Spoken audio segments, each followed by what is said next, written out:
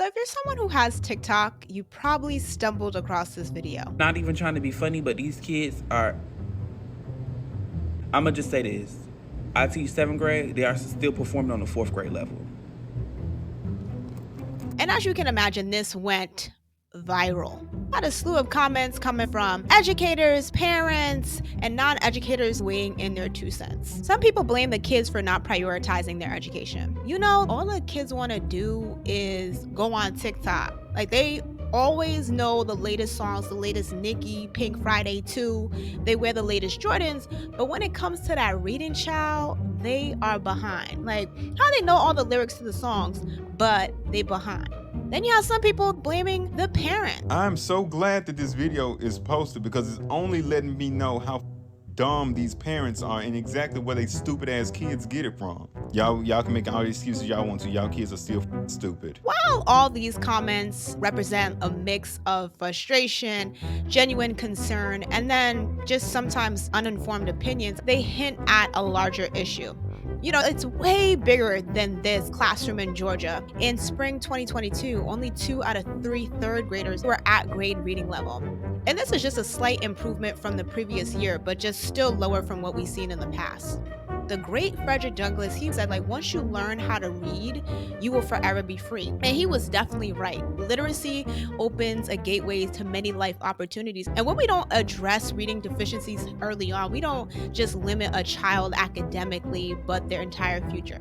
So instead of perpetuating the blame game, and given that I am in the field of education, I wanted to talk about why are there so many kids not reading at grade level? Is it unengaged students, busy parents, the pandemic?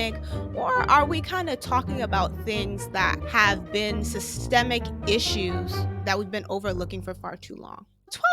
7 years ago, our forefathers had this literary experiment conceived in privilege and dedicated to the proposition that not all men should read alike. Literacy was a privilege reserved for the elite. The main tool to use reading and teach reading was the Bible, because it was used as a means of understanding God's word and achieving spiritual growth.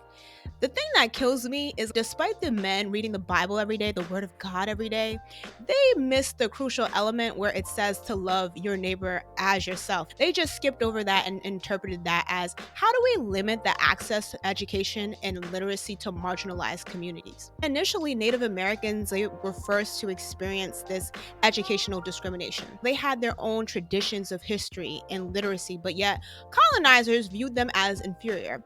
And as colonization spread, a lot of Native American children were ripped away from their families and placed in boarding schools designed to assimilate them.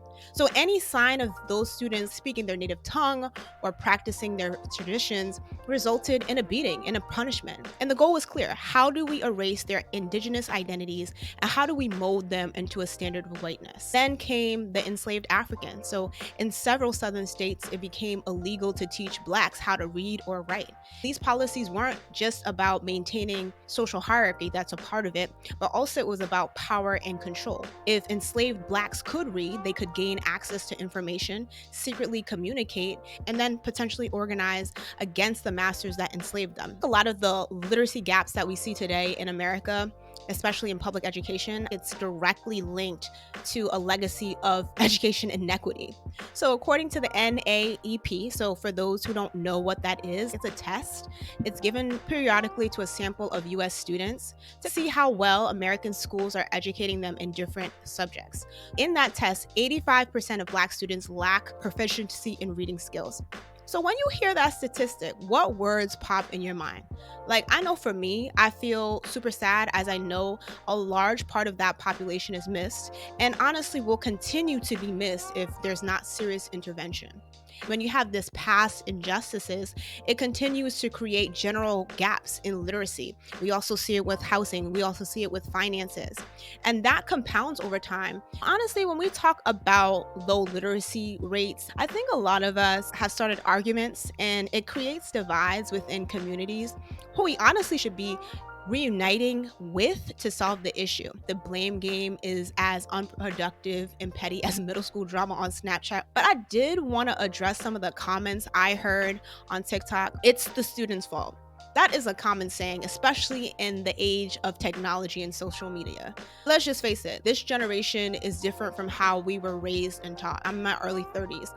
What I learned for math and literacy is totally different from how my 5-year-old nephew is learning how to read. Students, when they're given the right tools and methods, like, they do prioritize learning.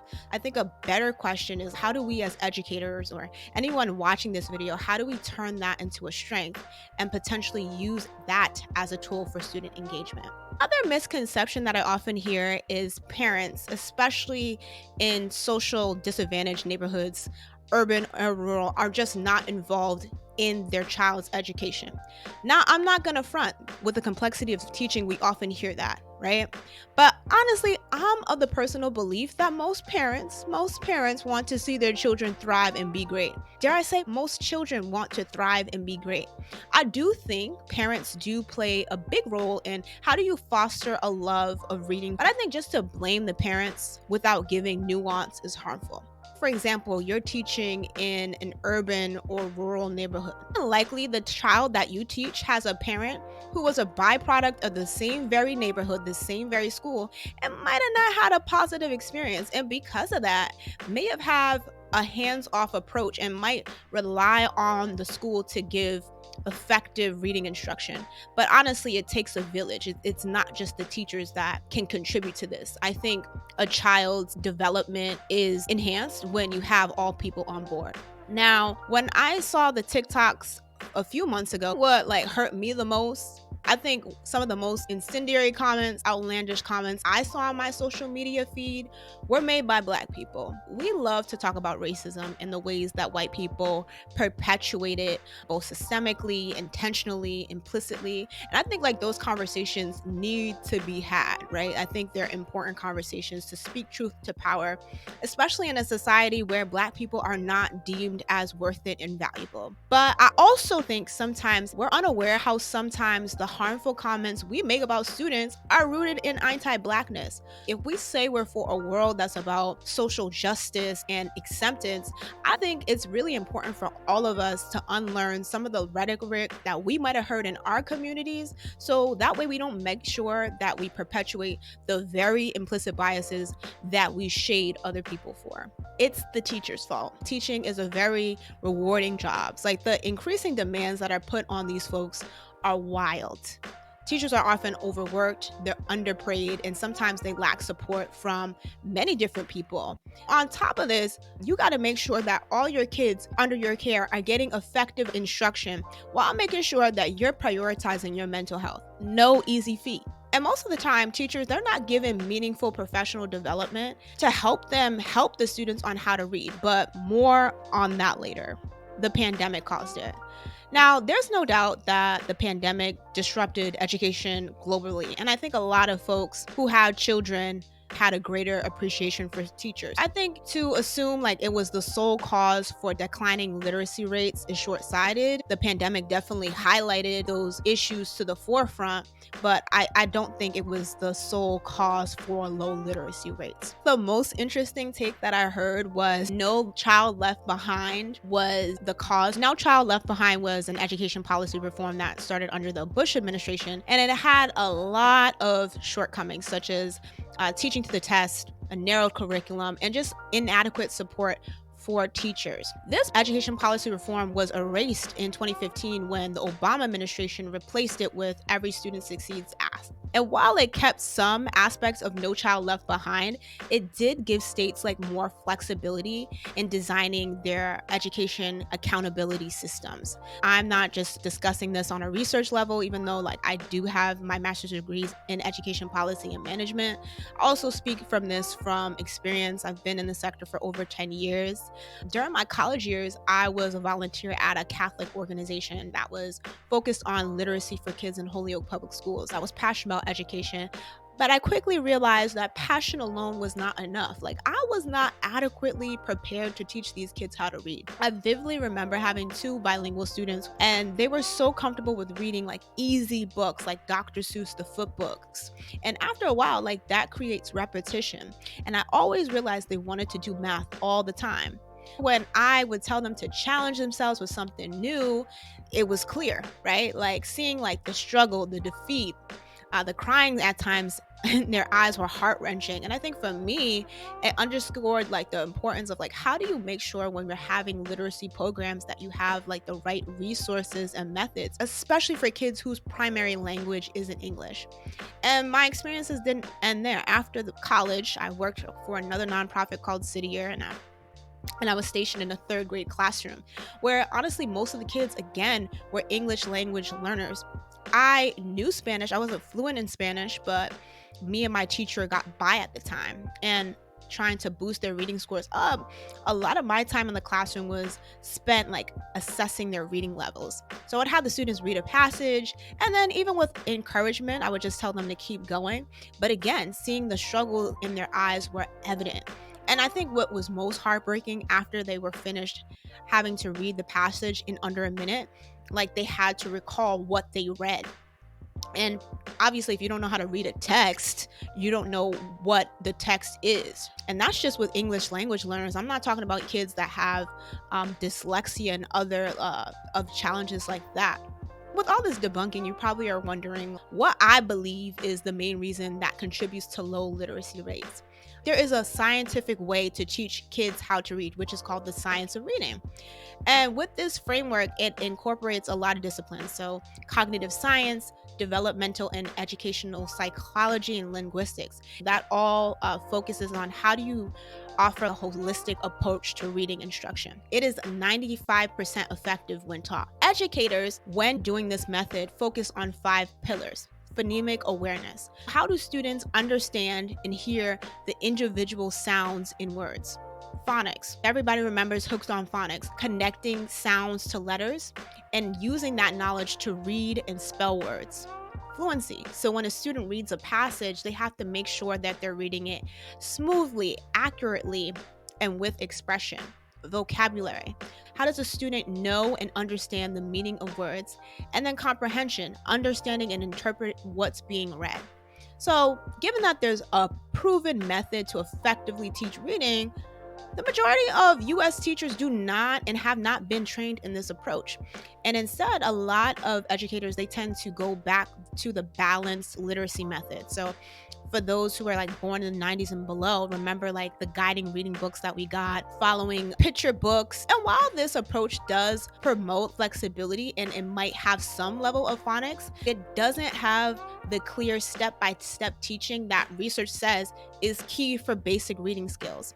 Mississippi, they stand out as a main example of a state that's really prioritized the science of reading and had a lot of gains in reading scores. In less than a decade, they went from being ranked from the second worst in fourth grade reading in 2013 to placing 21st in 2022. And their reading scores saw a rise in 2019. A lot of people called it a miracle. But we know, especially if you've been in education for a long time, especially on the policy level, huge reforms are not overnight. They're a result of years of dedicated effort, buy-in, rigorous training, and then also careful implementation. So what did Mississippi do right? In 2013, they passed a law that prioritized phonics instruction. So this initiative was pivotal in like how do you enhance student reading's abilities. And with that same law, it made sure that third graders who weren't reading well got extra help. Some of the students that were in the third grade had to stay back a year just so that way they got the support that they needed to read better. Teaching kids how to read early does make a big difference in their reading skills. And in the case of Mississippi, it's clear if they didn't have the buy-in, the hands-on classroom support, and the right instructional tools, like if you don't have that, even the most well-intentioned reforms, like they will not have the same desired outcomes in student reading. Not everyone is a fan of the science of reading. Some folks say that it focuses too much on sounding out words and not enough understanding of stories. Others worry that it makes kids focus too much on like the tiny details of reading, which might not make them enjoy books. And some of them believe that the science of reading is often presented as the only way to teach reading, which some might not believe to be true. But again, I feel like stats don't lie, interventions don't lie, and 95% effective, that's something. In Alabama and Louisiana, they improved their reading scores. Alaska, they also made it a big part of their teaching policy. And then Massachusetts, they give teachers lots of support on how to use this method. It's undeniable that early literacy plays a huge role in students' academic journeys. So when we hear stories about Mississippi and other states, it shows like the potential of dedicated reforms. But I'm someone who really believes in the power of the collective. It starts with all of us, whether you're an educator or not. But starting off with the federal government, they can channel more resources into high quality education programs. So, how do we make sure that every student, regardless of their zip code, gets a strong start? For states, like not only is setting consistent early literacy standards important, but how do you use those dollars in a effective way? So, I don't know if you guys heard of ESSER funds. Think about when the pandemic happened and a lot of us got our stimulus checks because we made a certain amount of money. So think of ESSER as that, but for school districts. And that was used earlier in the pandemic, given to schools and districts on how are you going to address the effects of COVID. And a lot of the ESSER funds are being expired in 2024. Teachers are the lifeline, and they should constantly refine their skills through professional development and early literacy. Parents, they amplify this effort for how do you foster a love for reading in your home. And if a child or a parent doesn't know how to do that, like how can they partner up with teachers in order to foster that love of reading? And I think when all these partners come together, our children have a closer chance to unlock the freedom that comes with literacy.